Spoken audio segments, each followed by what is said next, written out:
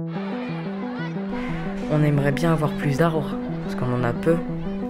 De l'herbe, un potager, que ce soit plus vert après.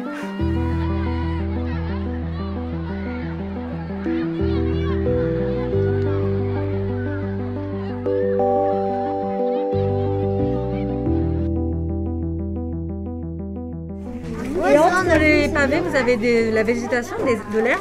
Est-ce que c'est perméable du coup? Oui, c'est perméable. C'est perméable. Le pavé, il est imperméable, mais comme on les a espacés pour laisser passer la végétation, c'est perméable. L'eau, elle s'infiltre. Donc ça peut être une bonne idée aussi. C'est une expérimentation du département. Bien sûr, le département a beaucoup de collèges sur son territoire. Il en a choisi 4 parce qu'ils ont des particularités et qu'on puisse établir un référentiel qui servira dans le futur pour l'ensemble des collèges du Rhône. Après d'avoir laissé pousser l'herbe et faire un chemin, quand il y a un arbre, on peut faire un banc, et comme ça on pourrait être abrité par les arbres. Ça sort tout autour de l'arbre. Des bancs, mais il y a plusieurs chemins. Donc c'est un petit peu ce que vous aviez imaginé ici aussi. Alors, les élèves, ce sont les premiers usagers de la cour de récréation. Qui mieux qu'eux peuvent nous dire effectivement leurs besoins en termes d'usage, mais aussi en termes d'esthétique, etc. Donc je pense que c'est extrêmement important qu'ils soient au cœur de l'élaboration de ce projet, avec un certain nombre de personnels de l'établissement évidemment, puisque ça comprend aussi l'entretien de cette cour de récréation. C'est vraiment de la co-élaboration de projet, de la co-construction de projet avec les élèves. On s'apporte mutuellement en fait. Eux, ils apportent au projet réellement et nous, on leur donne un peu de notre savoir pour leur permettre de faire le projet. Le pendant de la gestion de l'eau, c'est la végétalisation. Quand il y a de l'eau, il y a de la vie. Et donc, il doit y avoir de la végétalisation.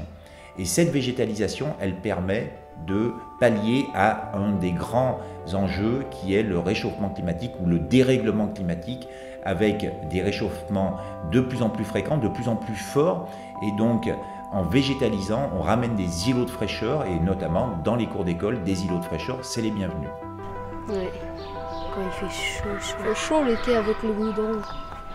Sur l'année scolaire 2020-2021, je suis intervenue donc auprès des élèves des 4 établissements pour établir un diagnostic des espaces extérieurs du collège. On a travaillé sur le métier du paysagiste et la manière dont il fonctionne pour réaliser un projet de paysage sur un territoire, quels sont ses outils, selon 4 thématiques, donc la biodiversité, le chemin de l'eau, les usages et les ambiances.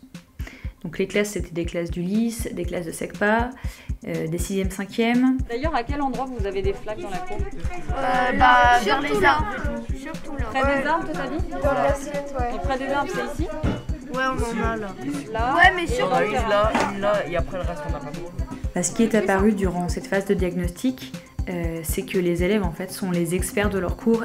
Un exemple criant, c'était les flaques. Les élèves, ils savent exactement où l'eau stagne, où les zones s'écoulent mal en temps de pluie.